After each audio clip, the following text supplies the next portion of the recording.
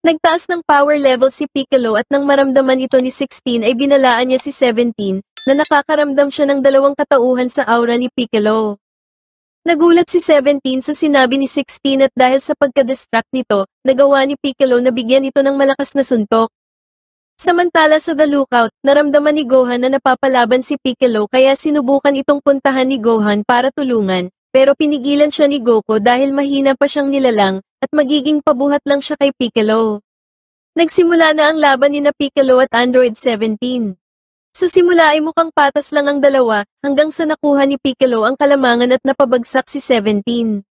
Binalaan ni Piccolo si 17 na wag nang tumayo, pero tumayo pa rin ito kaya pinatamaan ito ni Piccolo ng Energy Blast.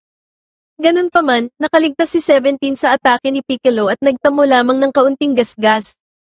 Samantala sa Capsule Corporation, inaalagaan ni Dr. Brief si Baby Trunks, habang patuloy na gumagawa si Bulma ng remote na makakapag-shutdown sa mga android.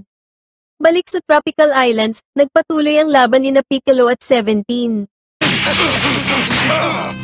Nagpakawala si Piccolo ng sunod-sunod na scatter shots kay 17, ngunit napakaliit lamang ng naging epekto ng mga ito.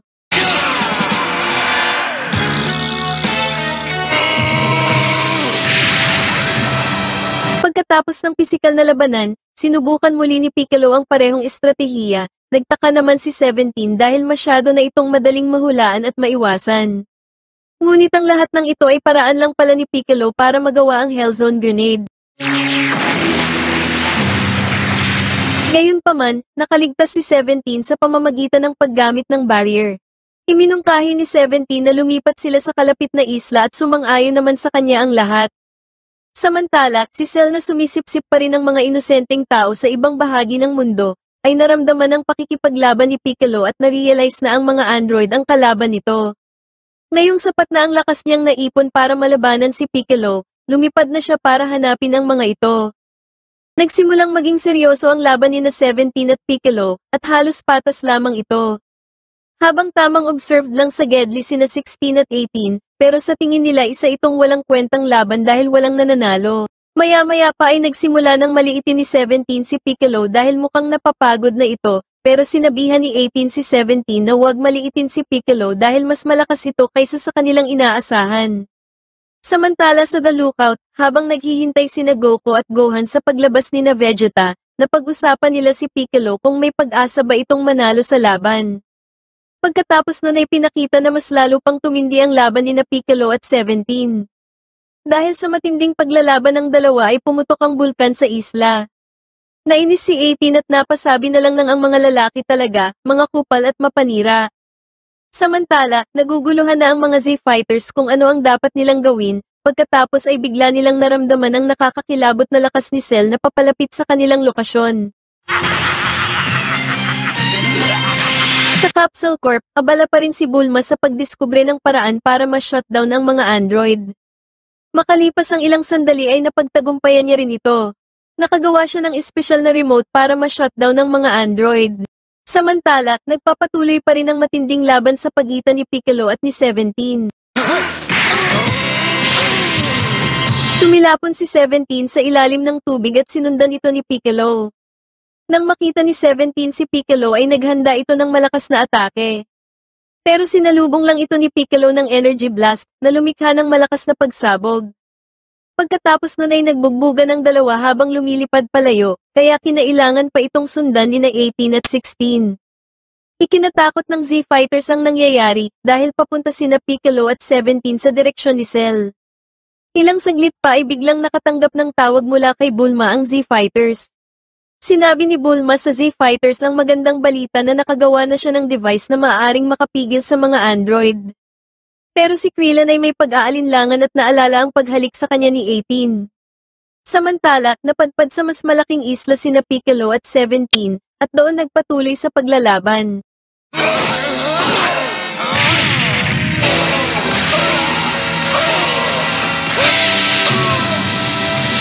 Pagkatapos mapuruhan si 17 ng Energy Blast, sarkastikong sinabi ni Piccolo na hindi na masama para sa isang android na bulok at mahina. Pero for the yabang si 17 na sinasabing siya ang pinakabago at top class model na pinakamalakas. Pagkatapos ay labis na nagulat si Piccolo nang makita si Cell na nanonood sa Gedli. Pinasalamatan ni Cell si Piccolo para sa paghahanap kina 17 at 18 at sinabing sa wakas ay magiging perpekto na siya. Tinitigan lang ito ni na 17 at 18 sa paniniwalang madali lang nila itong matatalo. Ganun pa man, hindi nila alam na si Cell ay mas malakas pa sa kanila. Pagdating ni Cell ay agad niyang nakilala sina 17 at 18. Pero nagulat siya sa presensya ni 16 dahil hindi niya ito kilala. Pagkatapos, nagpalakas si Cell gamit ang mga kaluluwa ng mga taong kanyang sinipsip, na ayon kay Piccolo ay umabot sa mahigit 1,000. Nang mapataas ang kanyang power level, agad niyang niyabangan ng tulalang si Piccolo at sinabi na mukhang nanginginig na ito sa takot dahil sa bago niyang power level. Nagalit si Piccolo at sinabing hindi mo pag-aari ang mga power level na yan dahil ninakaw mo lang yan sa mga taong pinatay mo. Sumagot si Cell na ang mga taong kinuha niya ay naging bahagi ng kadakilaan dahil sa binigyan niya ito ng bagong layunin na lalong ikinagalit ni Piccolo at tinawag siyang baliw. Sa Kami House, naramdaman ng Z-Fighters ang lakas ni Cell at sobra silang kinilabutan. Nagdesisyon si Krillin na salubungin na si Bulma para kunin ang remote, habang si Tien naman ay nagdesisyon ng pumunta sa lugar ng labanan para tingnan ang nangyayari. Samantala, lumapit si Cell kay 17 at nagpalitan sila ng salita. Sinabi ni 17 na huwag siyang paepal dahil may kailangan siyang tapusin na laban kay Piccolo. Pero sinabi ni Cell na meron din siyang kailangang gawin. Biglang sumigaw si Piccolo kay 17 at binalaan ito na gusto silang patayin ni Cell. Pero biglang sinugod ni Cell si 17 para sipsipin. Sinipa ni Piccolo si Cell para iligtas si 17. Nagpasalamat si 17 kay Piccolo at nagtanong kung bakit gusto silang patayin ni Cell. Ipinaliwanag ni Piccolo na ang pangalan ng nilalang ay Cell at isa rin ito sa mga likha ni Dr. Gero pero hindi pa ito kompleto at sinabi na dahil makukuha pa nito ang perpektong anyo sa pamamagitan ng paghigop kay 17 at 18. Nandiri ang mga android at tinawag si Cell na creepy, kinumpirma naman ni Cell ang revelasyon. Dahil dito ay nakipagtulungan na ang mga android kay Piccolo para lumaban kay Cell. Ready?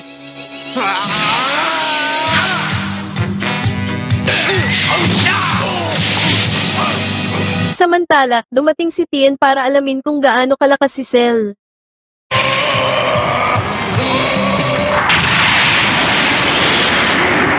Nagpakawala si Piccolo ng light grenade, ngunit hindi nasaktan si Cell. At nagkaroon pa ito ng dilaw na aura tulad ng sa Super Saiyan. Nakita rin ni Tien ang lakas ni Cell at sobrang hindi ito makapaniwala.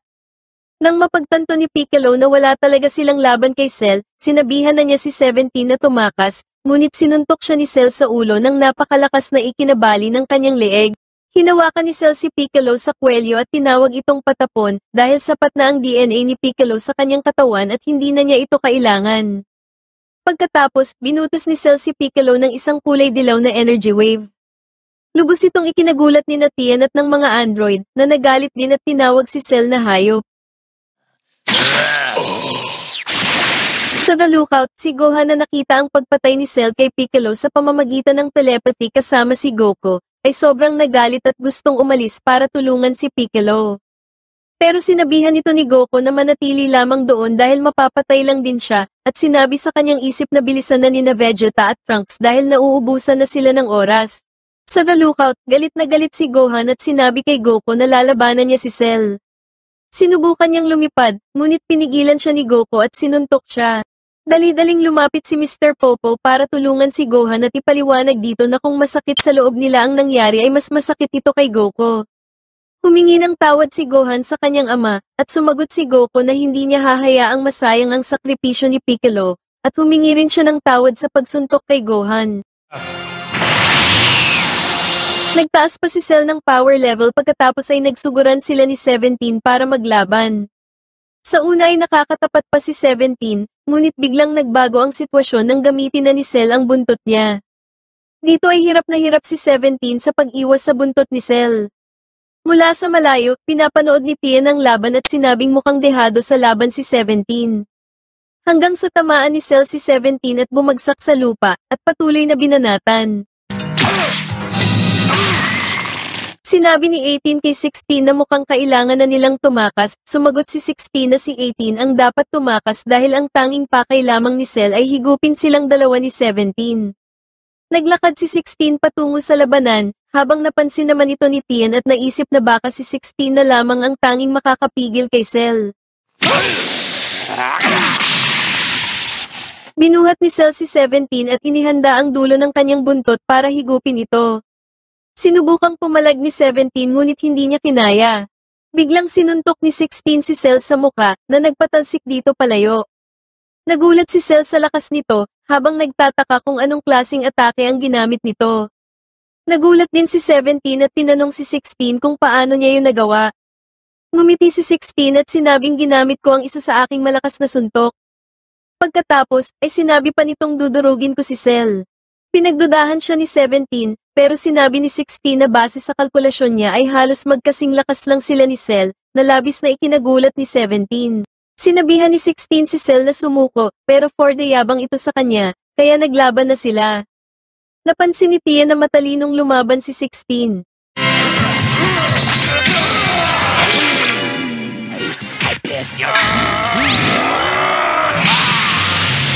Nahuli ni Cell si 16, tumawa si Cell at sinabing hindi siya mananalo, ngunit nagawa siyang mautakan ni 16 gamit ang laser sa mata. Pagkatapos, sinugod ni 16 si Cell sa lupa at inapakan ng buntot nito, hanggang sa magawa nga niya itong putulin, na labis na ikinagulat ni Cell. Sinabi ni 16 na tapos na ang problema dahil para na siyang bubuyog na walang panusok. Tumawa si Cell at muling pinatubo ang kanyang buntot, at sinabing nakuha niya ang teknik na iyon mula kay Piccolo, na labis na ikinagulat ng lahat. Ganun pa man, hindi sumuko si 16 sa pag-atake kay Cell, na lumikha ng malaking butas sa lupa. At ginamit ang kanyang pinakamalakas na atake, ang Hell's Flash. Samantala, habang mabilis na lumilipad si Krillin patungo sa Capsule Corp para kunin ang shutdown remote kay Bulma, nakita niya ang liwanag mula sa Hell's Flash ni 16 at labis na namangha.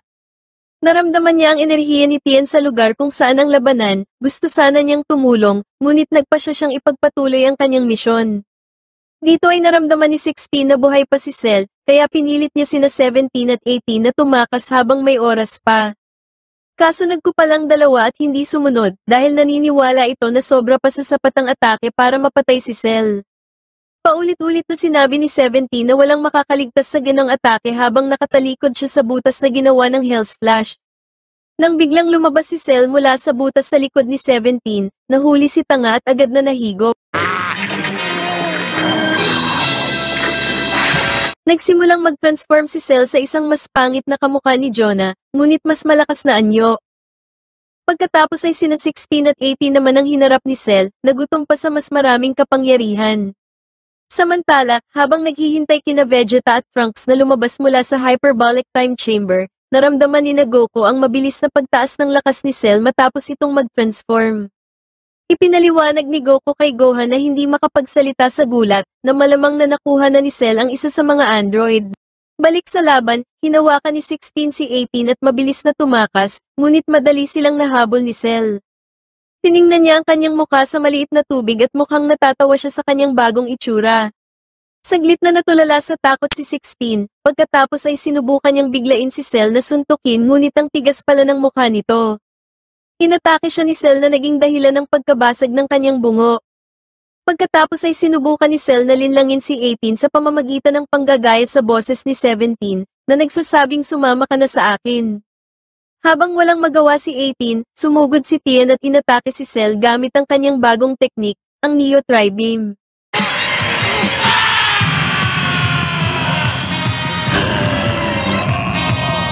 Napipigilan ni Tien ang bagong evolve na si Cell na makaalis sa hukay gamit ang sunod-sunod na Neo Tri-Beam, ngunit napapagod siya sa bawat atake. Nang mapansin ni Tien na nakatanga pa rin sina 16 at 18 ay sinigawan niya ang mga ito na umalis na, at sumunod naman ito. Labis ang galit ni Cell habang nakikita ang dalawa na papalayo pero wala itong magawa sa atake ni Tien. Pinilit ni Cell na sundan ang dalawang android pero muli itong ibinaon ni Tien sa lupa gamit ang Tri-Beam. Sa The Lookout, sinabi ni Mr. Popo na ang life force ni Tien ay unti-unti nang humihina at malapit na itong bumigay, kaya labis na nag-alala sina Goku at Gohan. Sa Kami House, inoobserbahan ni na Yamcha at Master Buten ang lahat ng pangyayari habang nararamdaman ang humihinang power level ni Tien. Habang pinag-uusapan kung ano ang maaaring mangyari, bumalik si Chaozu at nagpahayag ng pagkabahala sa pwedeng mangyari kay Tien. Biglang dumungaw si Chi-Chi sa bintana para palakasin ang kanilang loob, sa pagsasabing huwag mawala ng pag-asa at kailangan lang nilang magtiwala kay Goku. Labis na naaawa si Yamcha kay Chaozu kaya inaya niya ito na tulungan si Tien, pero inawat sila ni Master Buten na sinabing mapapatay lang sila kung pupunta sila doon at masasayang ang sakripisyo ni Tien. Samantala, habang nagpapatuloy ang laban ay lalong humihina si Tien dahil sa tuloy-tuloy na paggamit niya ng kapangyarihan. Muli siyang umatake at ibinalik si Cell sa butas sa huling pagkakataon.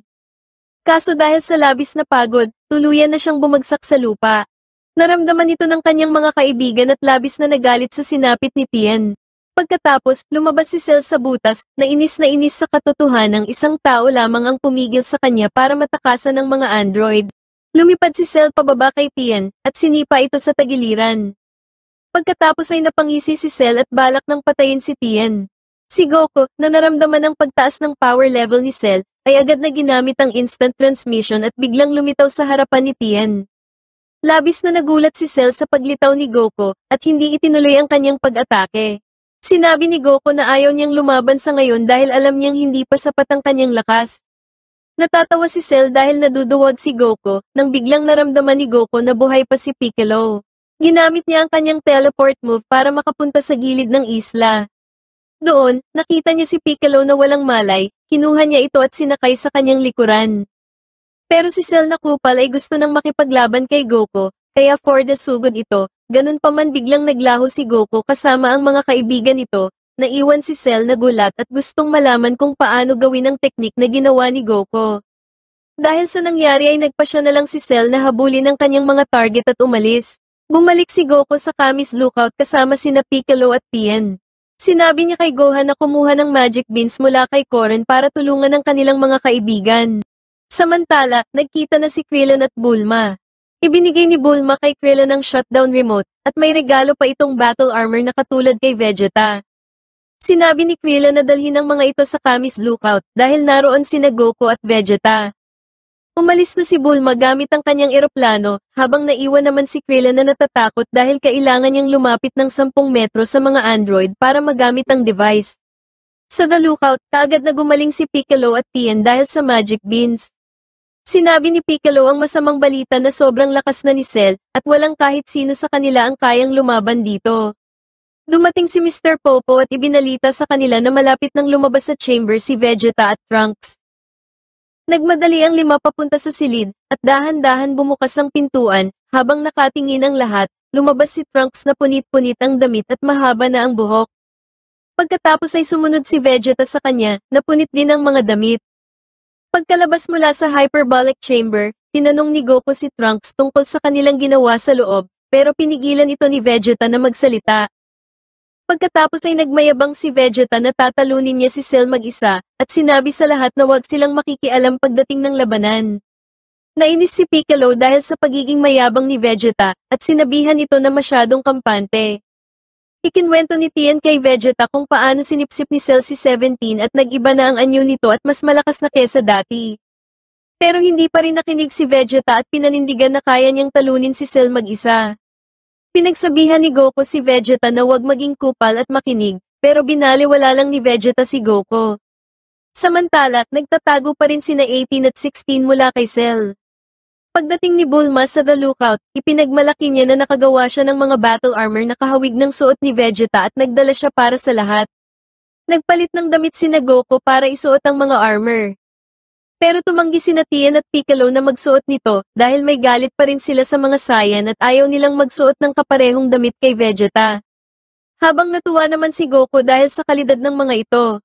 Kaso for the yabang pa rin si Vegeta na sinabihan si Goku na wag nang magsuot ng armor dahil mag-isa niyang tatalunin si Cell. Sinabihan na lang ng good luck ni Goku si Vegeta at inalok kung gusto nitong gamitin ang instant transmission para mabilis na makapunta kay Cell, pero tumanggi si Vegeta at umalis na ng lookout. Bago umalis si Trunks para sundan si Vegeta, binigyan muna ito ni Goku ng magic beans na pwedeng magamit sa laban. Pagkatapos nun ay nagpaalam na si Trunks sa lahat at umalis.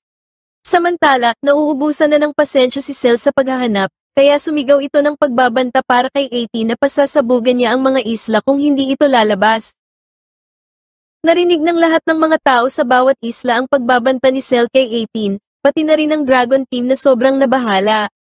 Nang hindi pa rin lumabas si 18 ay sinimulan na ni Cell ang isa-isang pagpapasabog sa mga isla. Sa The Lookout, pagkatapos kumain ni Goku at Gohan, pumasok na rin sila sa Hyperbolic Time Chamber para magsimula sa kanilang pagsasanay. Medyo nahirapan si Gohan sa gravity at nagulat sa sobrang lawak at walang katapusang espasyo sa loob. Nagsimulang magwala si Cell sa kanyang paghahanap kay 18 para higupin ito at makamit ang kanyang perfect form. Samantala, nagtatago pa rin si 18 sa isa sa mga tropical island, kasama ang sugatang si 16. Nang malapit nang sirain ni Cell ang isla kung nasaan sina 18 at 16, dumating si Vegeta para kalabanin si Cell, kasama si Trunks na nakasunod dito. Habang nagsasagutan sina Vegeta at Cell, sinabi ni 18 na sumasang-ayon siya kay Cell na walang pag-asang manalo si Vegeta laban dito, dahil halos mamatay si Vegeta sa laban nila noon at mas malakas na ngayon si Cell kaysa sa kanya. Kinumbinsi ni 18 si 16 na tumakas habang abala si Cell, ngunit sinabi ni 16 na maghintay at panoorin muna ang laban, dahil tila nagbago si Vegeta at maaaring may kaunting pag-asa na ito laban kay Cell. Samantala, sa The Lookout, namamangha si Gohan sa laki ng Hyperbolic Time Chamber. Hindi nagtagal ay nalula siya sa gravity na 10 beses ang lakas sa gravity ng Earth, ngunit nakayanan niya rin ito. Sinabi ni Goku kay Gohan na magiging Super Saiyan siya, ngunit ito ang magiging pinakamahirap na bagay na gagawin niya.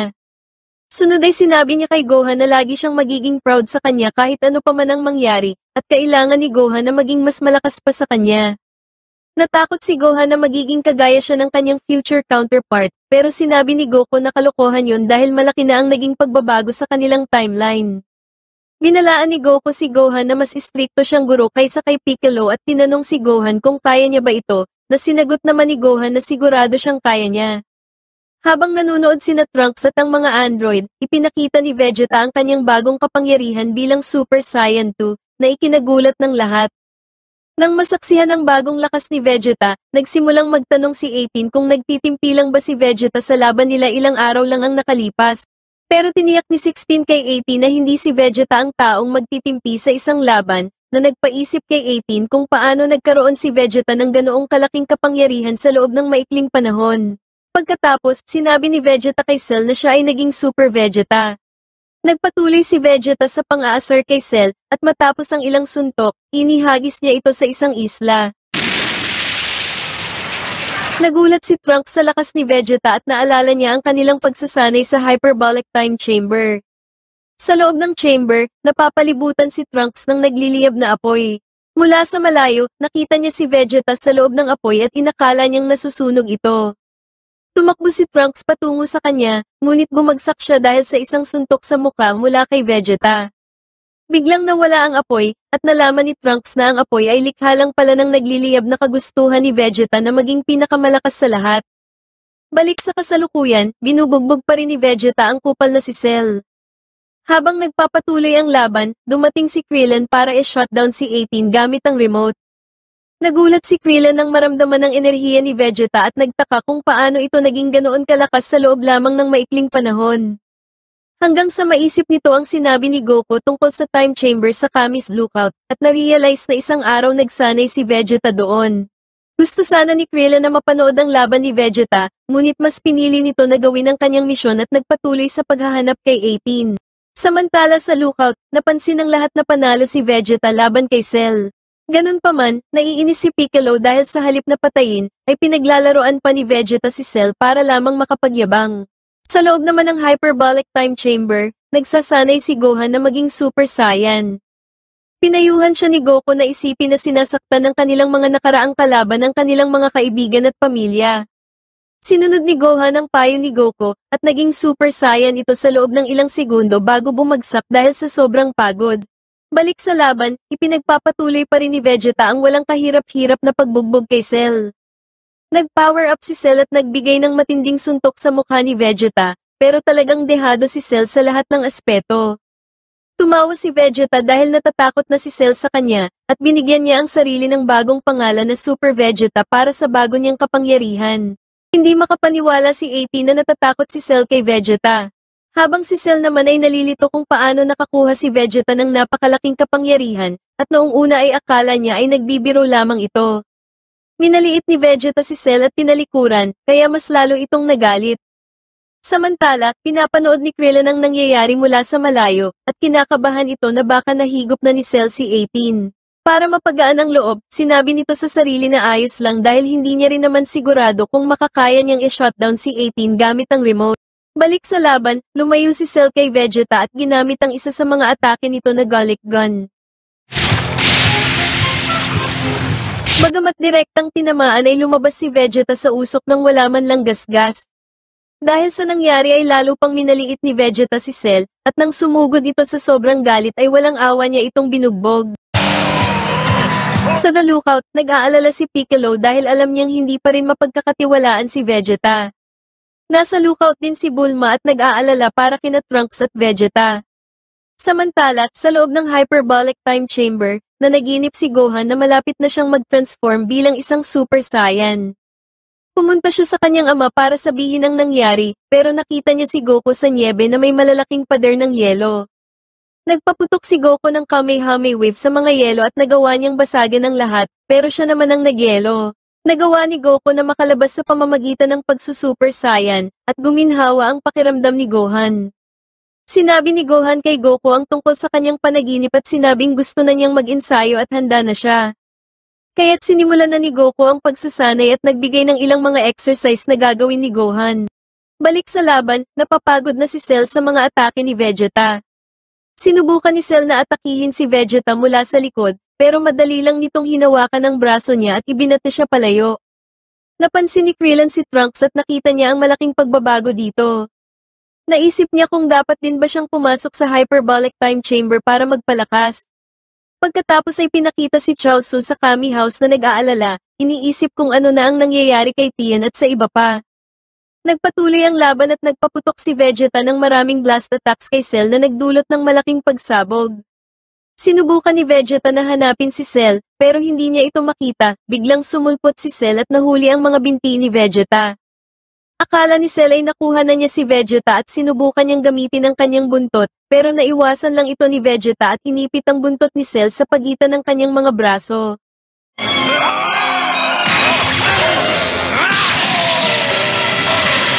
Pagkatapos ay lumusong si Vegeta sa tubig at sinundan ito ni Cell. Nagpaputok si Cell ng maraming enerhiya sa ilalim ng tubig, pero hindi nababahala si Trunks dahil alam niyang sapat na ang lakas ng kanyang ama.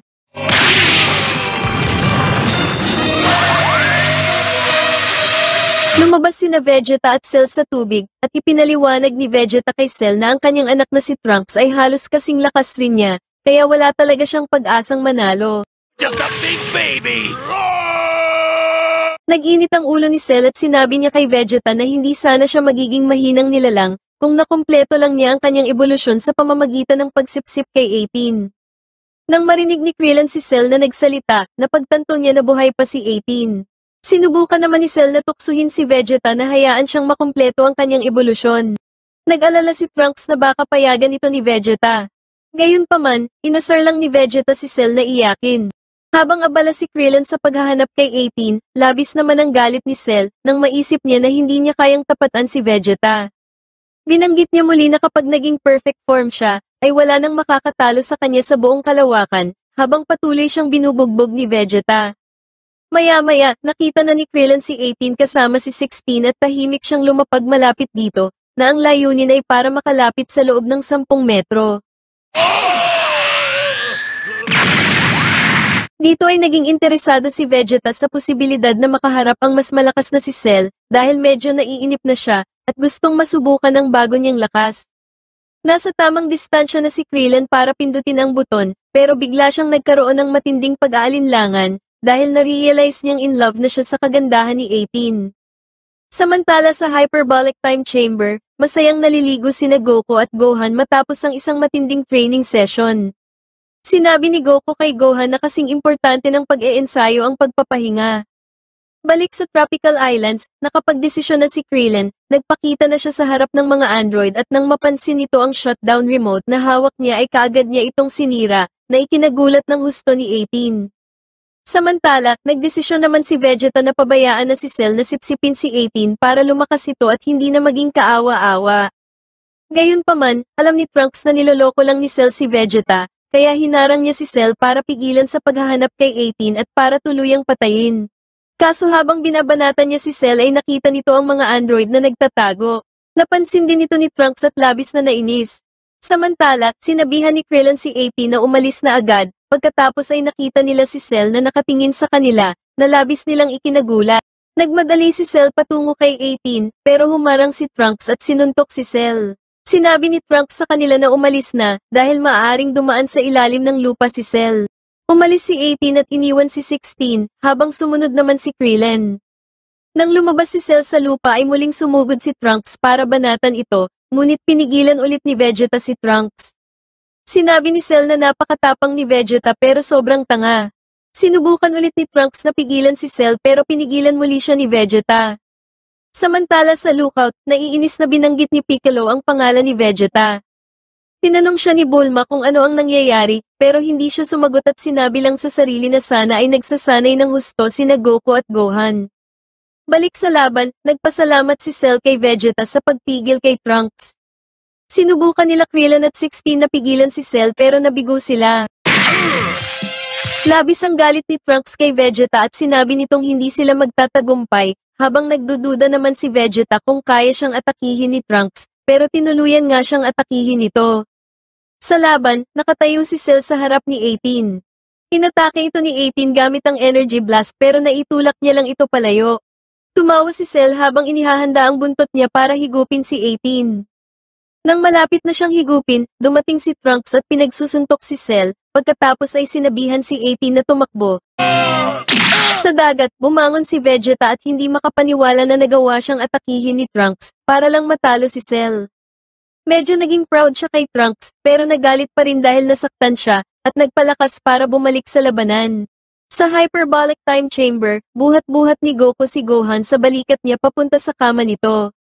Naitanong ni Gohan kay Goku kung nagiging pabigat ba siya sa pagsasanay nila, sumagot si Goku na hindi siya nag-iisip ng ganon.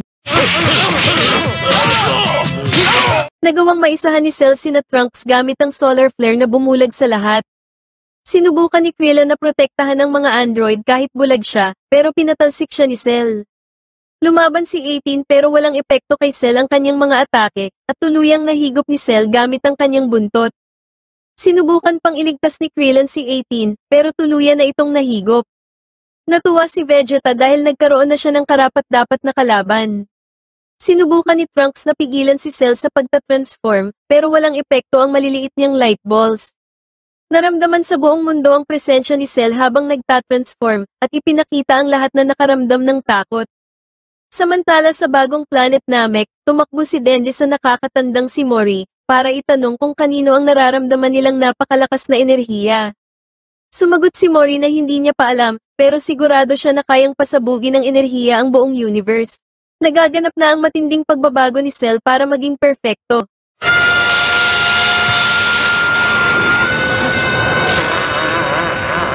Sinubukan siyang pigilan ni Trunks dahil ayaw niyang matulad ang mundong ito sa kanyang timeline, pero walang epekto. Habang nagpapalitan niyo si Cell, lumindol ang buong mundo. Samantala sa The Lookout, ipinaalam ni Piccolo kay Bulma na kompleto na si Cell.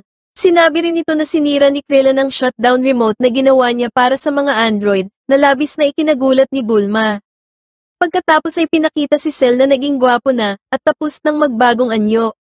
Sa loob ng Hyperbolic Time Chamber, nag-e-ensayo sina Goku at Gohan. Gusto ni Gohan na mag-ensayo sila ng mas matindi, kaya mas naging seryoso ang kanilang sparring hanggang sa napilitan si Goku na mag-transform bilang isang Super Saiyan. Sa gitna ng laban, naisip ni Gohan ang kanyang pagiging mahina at walang kakayahang ipagtanggol ang kanyang mga kaibigan. Pero ang matinding galit at pagkadismayang ito ang nagtulak sa kanya na maging isang Super Saiyan, at nailihis ang Ki Blast na pinakawalan ni Goku. Gayunpaman, matapos ang pagbabagong yun, nawala na ang kanyang galit kaya bumalik na siya sa kanyang normal na anyo. Sa Tropical Islands, pinapakiramdaman Bisel ang kanyang lakas habang nakatingin sa kanya ang lahat. Naalala ni Krillin si 18 at labis na nagalit at sa sobrang galit ay sinugod nito si Cell. Nang makita ni Trunks na walang epekto kay Cell ang mga atake ni Krillin ay nagdesisyon ito na tumulong. Kaso kahit ang mga atake ni Trunks ay wala na ring epekto kay Cell na chill lang na nakatayo. Gumamit si Krillin ng Destructo Disc para putulin ang ulo ni Cell, pero wala pa ring epekto dahil sobrang tigas pala ng leeg nito. Dito na nagdesisyon si Cell na gumanti, at mabilis na pinabagsak si Krillin gamit ang isang nakamamatay na sipa. Habang nakahandusay at walang magawa si Krillin, labis naman ang pagkagulat ni na 16 at Trunks. Nagawa pa ring makabangon ni Krillin, pero ramdam niya ang sakit sa kanyang mga buto at muling bumagsak. Habang sinusubukan ni Cell ang kanyang bagong lakas, lumapit si Trunks kay Krillin para bigyan ito ng Magic Bean. Hindi naman nagustuhan ni Vegeta ang bagong anyo ni Cell, at para sa kanya ay mukha itong lampa. Naghanda na si Cell at Vegeta sa kanilang laban. Nagising si Krillin, at kahit masakit pa ang katawan nito, masaya si Trunks na okay na ito. Nag-alala si Krillin nang makita si Vegeta na handa nang lumaban kay Cell, at sinabi nito kay Trunks na mas malakas si Cell sa kahit sino sa kanila. Nakatayo pa rin sa kanilang dating posisyon sina Cell at Vegeta, at nagngingitian. Naramdaman ni 16 na malaki ang itinaas ng lakas ni Cell, pero naniniwala pa rin siyang lamang si Vegeta. Sinabi ni Krillin na nagtatago ng tunay na lakas si Cell, at alam din niyang nagtatago rin ng tunay na lakas si Trunks. Si Vegeta ang unang sumugod, pero lahat ng atake niya ay nadepensahan ni Cell. Muling sumugod si Vegeta patungo kay Cell at mabilis na sinuntok ito ng paulit-ulit, ngunit nagawa pa rin ni Cell na harangan ang bawat suntok niya. Nagalit si Krillin at nagtatanong kay Trunks kung bakit hindi pa nito ginagamit ang nakatago nitong lakas para pigilan si Cell, pero hindi siya sinagot ni Trunks. Patuloy ang pagsuntok ni Vegeta kay Cell, pero ang tanging ginawa lang ni Cell ay harangan ang mga atake hanggang sa matamaan siya ni Vegeta at ma-corner sa isang pader. Nagalit si Vegeta at sumugod nang mapansin na hindi siya siniseryoso ni Cell, pero siya naman ang na-corner nito sa pader. Narealize ni Vegeta na mas bumilis si Cell, pagkatapos ay sinindak siya nito sa pamamagitan ng pagpapasabog sa bundok. Sabay silang lumapag sa lupa, pagkatapos ay sinabi ni Vegeta na alam niyang hindi pa lumalaban si Cell ng buong lakas, at ayaw niya nang nagpipigil sa laban. Ikinwento ni Trunks kay Krillin ang nangyari sa loob ng Hyperbolic Time Chamber at kung paano niya nalampasan ang lakas ng kanyang ama. Sinabi niya kay Krillin na ayaw niyang malaman ng kanyang ama sa kadahilanang baka magalit ito sa kanya at hindi siya tanggapin ito bilang anak. Ganun pa man, nagagalit si Trunks sa kanyang ama dahil hindi pa nito pinatay si Cell noong may pagkakataon pa ito. Sa The Lookout, narealize ni Tien na pareho lang ang lakas ni Cell at Vegeta, pero alam ni Piccolo na hindi ito magtatagal. Sinabi ni Piccolo na tumigil na sa pag-iisip si Vegeta at hinayaan na lang ang kanyang galit na kontrolin siya, kaya wala na ito sa ayos kung lumaban. Nagalit si Bulma dahil hindi sinasabi ni Piccolo at Tien sa kanya ang nangyayari. Samantala, sa loob ng Hyperbolic Time Chamber, seryosong nagsasanay sina Goku at Gohan bilang mga Super Saiyan. Balik sa laban, nagpahabol si Cell kay Vegeta at hinabol naman siya nito habang patuloy na inaatake. Pinagmasdan ni Vegeta ang pagkawala ng mga usok ngunit wala na doon si Cell.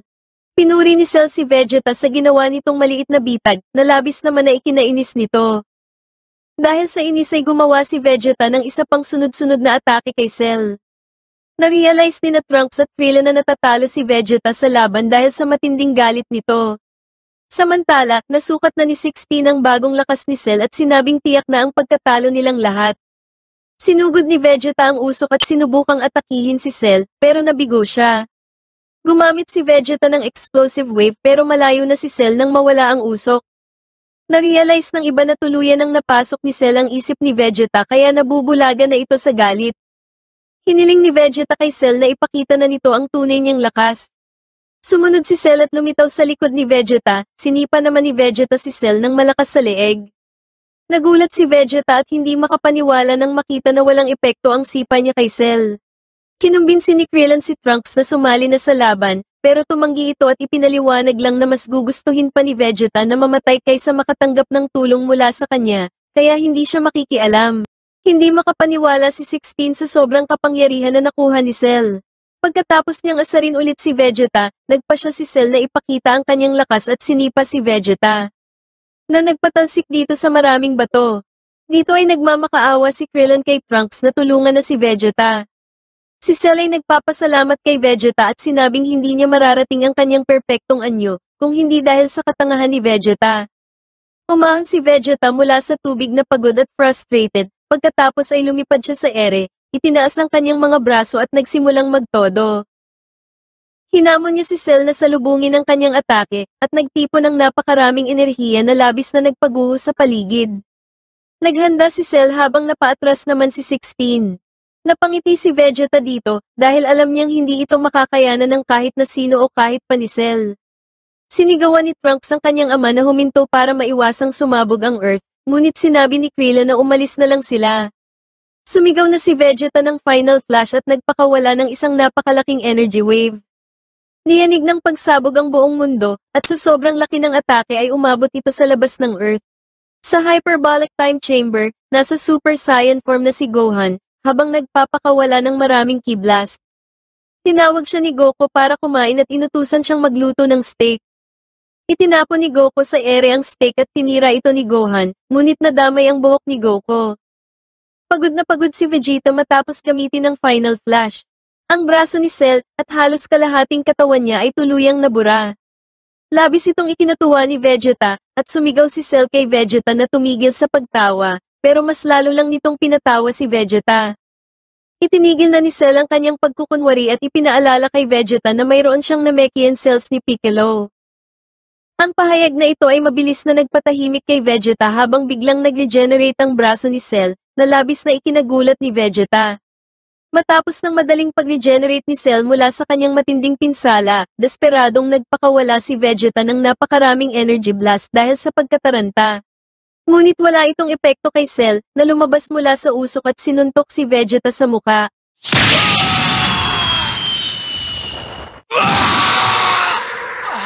Matapos nun ay tuluyan ang nawala ng malay si Vegeta at bumalik sa dati. Dahil sa matinding galit, labis na tumaas ang enerhiya ni Trunks. Naghahanda na si Cell na patayin si Vegeta nang biglang mapatingin ito kay Trunks. Nagulat si Cell dahil hindi nito alam na mas malakas pa si Trunks kaysa sa kupal niyang ama. Nag-aalala si Krillin na baka tuluyang mawala sa sarili si Trunks, kaya tinawag niya ang pangalan nito. Pero naging kalmado rin ito kaya napanatag na si Krillin, at ibinigay nito ang magic beans kay Krillin upang ipainom kay Vegeta. Lumapag sa lupa si Trunks at naglakad patungo kay Cell, nagkasagutan ang dalawa hanggang sa nagkasuntukan na ito.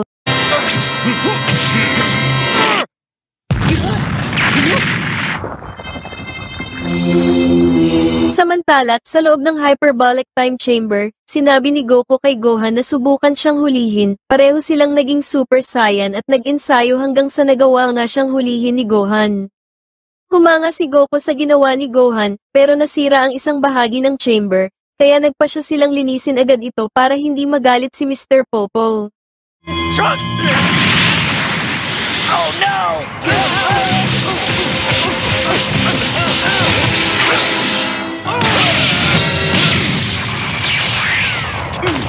Balik sa laban ni na Future Trunks at Cell, mukhang pumapabor ang laban kay Cell dahil patuloy niyang dinodomina ang kalaban at napatumba si Trunks, ngunit lumabas na isa lang pala itong pakana ni Trunks para mailayo si Cell kay Vegeta. Agad namang kinuha ni Krillin si Vegeta at inilayo ito sa labanan, pero ibinunyag ni Cell na alam niya na ang plano ni Future Trunks. Dahil ligtas na si Vegeta, muling naghanda si Trunks at nagtaas ng power level, para kalabanin si Cell nang walang inaalala. Nagpataas ng power level si Trunks, habang pinapanood lang siya ni Cell at natutuwa dahil inaasahan nito na magiging maganda ang kanilang laban. Sa lookout at Kami House, nagulat ang lahat dahil sa hindi kapani-paniwalang lakas ni Trunks. Nagkaroon ng flashback si Trunks habang ikinukwento nito ang pagkawasak na ginawa ng mga android sa kanyang timeline. Sinabi niya na pinatay ni na 17 at 18 ang mga Z-Fighter at ang kanyang ama na si Vegeta na parang wala lang. Sinubukan rin ng mga tao na lumaban sa mga android gamit ang mga armas pangdigma pero lahat sila ay nabigo. Maging sila ni Gohan ay nabigong matalo ang mga android gamit ang Super Saiyan. Pagkatapos ay si Cell naman ang nagkwento ng kanyang mga pinagdaanan mula noong siya ay nilikha ni Dr. Gero sa kanyang timeline. Sinabi ni Cell mula noong sinilang siya ay alam niya na ang kanyang misyon sa buhay, kaya kaagad siyang naglakbay para mahanap ang dalawang android. Lumipas ang maraming buwan, unti-unti na niyang napagtanto na wala na ang mga android, dito ay parang gumuho ang mundo niya, at sobra ang pagnanais na sana ay maulit muli ang mga panahong buhay pa ang mga android. Pagkatapos ay nagsimula na ang laban nila, at halos pantay lamang ang kanilang lakas.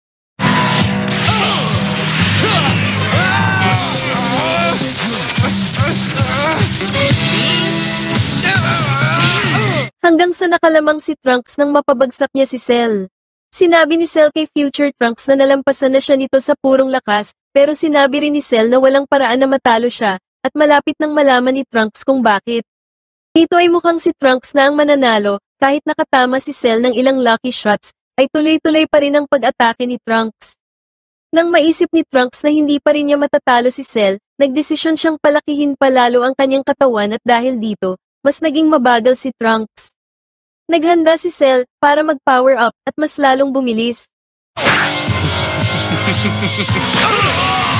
Huminto si Trunks para mag-power up at humanga si Cell sa lakas na ipinapakita nito, pero sinabi pa rin niya kay Trunks na hindi siya mananalo. Habang lumilipad si Krillin papunta sa Kami House, nakita niya si Vegeta na labis na nasasaktan, kaya huminto siya sa isang isla. Binigyan ni Krillin si Vegeta ng isang magic bean na nagpagaling sa kanya. Pero kahit na gumaling na ang mga sugat ni Vegeta ay labis pa rin ang galit nito kay Cell. Samantala, patuloy na nagtaas ng power level si Trunks at mas pinalaki pa ang kanyang mga muscle. Sa lookout, naramdaman ni na Piccolo ang lakas ni Trunks at sinabi nilang mas malakas pa ito kay Cell. Sa laban, umatake si Trunks kay Cell, ngunit ngayon ay masyado ng madali para kay Cell na umiwas sa kanyang mga atake dahil sa taglay nitong bilis. Sa Hyperbolic Time Chamber, nag-transform si Gohan sa Super Saiyan at nagsimulang magsanay, habang nakaupo lang si Goku at tamang nood lang sa Gedli. Nang mapagod si Gohan at bumalik sa kanyang normal na anyo, tumayo si Goku at sinabi kay Gohan na panoorin siya, nag-transform siya sa Super Saiyan 2. Pagkatapos ay sinabi ni Goku na kaya pa niyang lumampas dito at ginawa nga niya, umabot na siya sa Super Saiyan 3. Sinabi ni Gohan na kaya na ni Goku na talunin si Cell ngayon, ngunit napaisip si Goku na may kahinaan sa bago niyang anyo. Sa laban, muling umatake si Trunks, ngunit pareho pa rin ang resulta. Iniwasan lang siya ni Cell, habang medyo for the tawa ito. Sinabi ni Cell na masyadong mabagal si Trunks, ngunit hindi maintindihan ni Trunks kung bakit hindi niya matamaan si Cell. Tinawag ni Cell si Trunks na kawawa, dahil hindi nito masubukan ang kanyang buong lakas, kaya sinubukan ni Trunks na suntukin ito, ngunit umiwas lang si Cell at inatake si Trunks ng ilang beses. Bumangon si Trunks upang umatake, ngunit sinabi ni Cell na sinasayang niya lang ang kanyang enerhiya. Hinawakan ni Cell ang braso ni Trunks at sinabi sa kanya na hindi siya mananalo, at muli itong pinabagsak sa lupa. Habang labis pa rin ang pagtataka ni Trunks kung bakit hindi siya makapatama kay Cell. Balik sa Hyperbolic Time Chamber, sigurado si Gohan na kaya ng kanyang ama na talunin si Cell, ngunit sinabi ni Goku na hindi niya kaya. Ipinaliwanag niya kay Gohan na ang paglaki ng mga muscle ay masyadong nagpapabagal sa kanya, at kailangan niya ng bilis para matalo si Cell, at hindi lang puro lakas. Sinabi ni Goku kay Gohan na alam niyang malaki ang enerhiyang kailangan para maging Super Saiyan, ngunit kailangan nilang magamit ng tama ang lahat ng enerhiya na makukuha nila. Kaya naman naisip niya ang isang planong manatili si Gohan sa kanyang Super Saiyan form sa buong araw para maging natural ito. Sa laban, hindi humanga si Cell sa ipinakita ni Trunks at sinabi sa kanya na kaya rin niyang palakihin ang kanyang mga muscle. Nag-power up si Cell at nag-transform, at pagkatapos ay sinabi niyang madali lang itong gawin, at walang silbi ang form na ito kung mas mabilis ang kalaban. Nang mag-power down si Cell, napagtanto ni Trunks na huminto si Vegeta sa pagpapataas ng power level, dahil nalaman nito ang tungkol sa pagbagal. Napagtanto ni Trunks na hindi siya mananalo, kaya't sumuko na siya, at tinanggap na lang ang pagkatalo. Nag-alala si Krillin tungkol kay Trunks dahil hindi na niya maramdaman ang enerhiya nito at inakala niyang natalo na ito ni Cell. Napagtanto ni Tien at Piccolo na natalo na si Trunks sa laban at labis silang nag-alala. Dito ay pwede nang tapusin ni Cell si Trunks pero may bumabagabag sa kanya. Tinanong niya si Trunks kung paano siya naging ganito kalakas sa napakaikling panahon, ngunit hindi sumagot si Trunks. Tinanong ni Cell si Trunks kung kaya pa niyang lumakas kung mayroon siyang mas maraming oras, naguluhan si Trunks at hindi alam kung bakit naitanong ito ni Cell. Tinanong ni Cell kung nasaan si Goku, at sinabi ni Trunks na nagsasanay siya para talunin ka at sigurado siyang si Goku ang makakagawa nito. Naging interesado si Cell sa sinabi ni Trunks, kaya gusto niyang magkaroon ng isang tournament. Ibinunyag ni Piccolo kina Tien at sa iba pa na magkakaroon ng tournament si Cell. Inihayag ni Cell kay Trunks na magsisimula ang tournament sa loob ng 10 araw at bibigyan niya si Trunks ng pangalawang pagkakataon. Hindi maintindihan ni Trunks kung bakit gusto niyang magkaroon ng tournament, kaya sinabi ni Cell na gusto niyang subukan ang kanyang mga kapangyarihan, at patunayan na wala siyang kapantay. Ipinaliwanag niya ang mga panuntunan ng tournament at sinabi na lalabanan niya ang bawat isa. Inakala ni Trunks na may masamang balak si Cell, ngunit itinanggi ito ni Cell, at sinabing gusto lang niyang sulitin ang lahat ng makukuha niya sa planetang ito bago niya sirain. Pagkatapos ay sinabi ni Cell na gusto niyang kalabanin si Goku, at ilang sandali pagkatapos ay lumipad na ito palayo. Habang nakatayo si Trunks sa lugar kung saan sila naglaban, naaalala niya ang mga sinabi ni Cell. Sumabog sa galit si Trunks, nag-power up at nagpakawala ng isang pagsabog. Pagkatapos ay napaluhod siya habang lumilipad patungo sa kanya sina Vegeta at Krillin. Ikinwento ni Trunks sa kanila na natalo siya sa laban kay Cell. Sinabi ni Vegeta na bobo si Trunks dahil inakala nitong matatalo niya si Cell. Inawat naman ni Krillin si Vegeta at muntik na niyang masabi na nalampasan na siya ni Trunks. Sa lookout, labis ang galit ni Piccolo sa pagkatalo ni Trunks, dahil akala niya ay mananalo na ito sa pagkakaroon ng napakalaking power level, ngunit paasa lang pala. Naisip ni Piccolo na dapat siyang pumasok sa Hyperbolic Time Chamber upang magsanay rin para talunin si Cell. Ikinwento ni Trunks kina Krillin at Vegeta ang tungkol sa martial arts tournament na gaganapin ni Perfect Cell. Nag-aalinlangan si Trunks kung may makakatalo ba kay Cell at naisip niyang baka hindi na ito kayang pigilan. Sinabi ni Trunks na pag lumabas sila Goku at Gohan sa Hyperbolic Time Chamber, papasok siyang muli at magsasanay. Gusto ring bumalik ni Vegeta at gusto niyang talunin si Cell ng mag-isa. Pagkatapos ay dumating si 16 at sinabi niyang gusto niyang tulungan sila sa pakikipaglaban ngunit kailangan niyang magpaayos ng ulo. Hindi nagtitiwala sa kanya si Trunks at ayaw siyang tulungan dahil sa tingin nito ay salot siya sa Earth. Gayunpaman, sumagot si Krillin at gustong tulungan ng android, at sinabi nito kay Trunks na hindi ito ang android na kapareho ng nasa timeline niya. Sa Hyperbolic Time Chamber, nagsasanay ng husto sina Goku at Gohan bilang mga Super Saiyan sa isang napakainit na lugar. Sa una ay mukhang pantay lamang sila ngunit biglang nasaktan si Gohan at bumalik sa kanyang normal na anyo. Sinabi ni Goku kay Gohan na huwag sumuko dahil magkasama naman sila. Sa Capsule Corporation, sinalubong ni Bulma at Bikini sina Vegeta. Pumunta sina Master Buten at ang iba pa sa Capsule Corp upang makipagkita kay Bulma at malaman kung ano ang nangyari kay Cell. Pagkatapos ay pinakita si Dr. Brief na inaayos si 16. Sinabi ni Trunks kina Yamcha at sa iba pa na nagpaplano si Cell ng isang tournament. Ipinaliwanag ni Master Buten na mayroon na silang martial arts tournament dati at ikinwento ang kasaysayan nito. Ipinaliwanag niya na dahil sa pinsalang ginawa sa nakaraang tournament, itinigil nila ito at si Goku ang itinuring na pinakamalakas na nilalang sa Earth. Nang matapos magsalita si Master Buten ay umalis na ang lahat maliban lang kay Dr. Brief. Ipinaliwanag ni Trunks na hindi kapangyarihan ang habol ni Cell, ang tanging gusto nito ay sirain ang mundo dahil yan ang ginagawa ng mga android. Pagkatapos ay sinabi ni Chi-Chi na ang World Martial Arts Tournament ay may mga panuntunan at isa sa mga ito ay hindi ka pinapayagang pumatay. Kaya naman naisip ni Trunks na dapat nilang gamitin na advantage ang kagustuhan ni Cell na subukan ang kanyang mga bagong kapangyarihan, at ang kakulangan nito ng kaalaman tungkol sa mga Super Saiyan. Nagalit si Chi-Chi dahil ayaw niyang lumaban si Gohan, kaya nagkaroon ng isang flashback kung saan sanggol pa si Gohan at gusto ni Chi-Chi na maging scholar ito. Medyo ayaw ni Goku pero napilitan itong pumayag.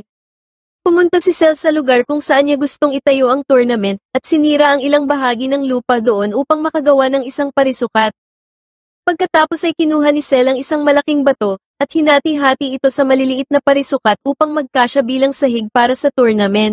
Sa Capsule Corporation, iniska ni Dr. Brief si Android 16 para malaman kung ano ang problema nito, napagtanto niya na mas mainam na hintayin si Bulma dahil mas pamilyar ito sa mga android. Samantala, ang pusa ni Dr. Brief na si Scratch ay nagustuhan agad si 16.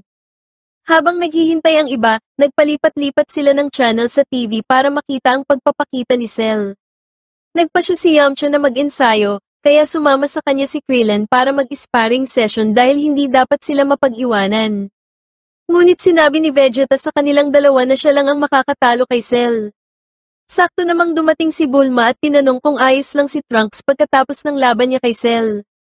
Ilang sandali pa, lumipad si Cell papunta sa Central City para hanapin ang TV station. Nang makita niya ito ay pumunta siya sa newsroom para magsimula ng announcement. Biglang naantala ang fitness show ni Master Buten habang for the Maniac ito. Agad na tumakbo sina Yamcha at Krillin sa loob para pakinggan ang sasabihin ni Cell.